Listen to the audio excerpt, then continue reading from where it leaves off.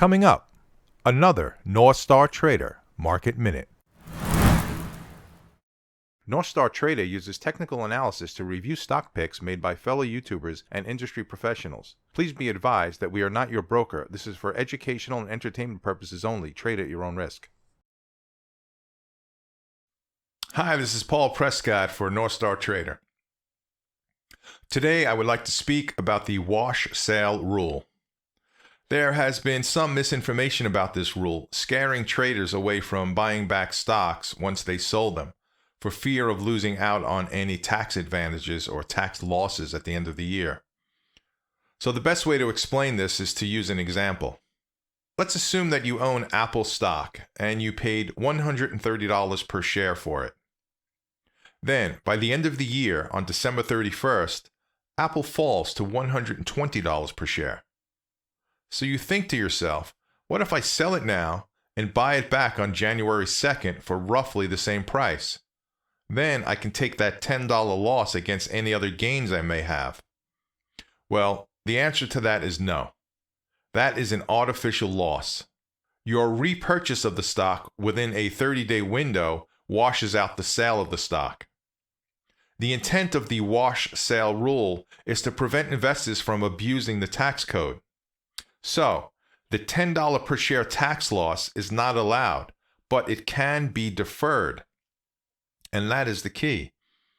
So January 2nd rolls around, which is only a couple of days after you sold the Apple shares, and you buy them back for $125 per share. Now, you cannot use that $10 loss on the shares that you sold in December, but you can add that loss to the cost basis of the new shares. So, in effect, according to the IRS, the price of those shares you bought in January isn't $125 per share, but rather $125 plus the $10 loss you took in December, or $135 per share. Well, how does that help?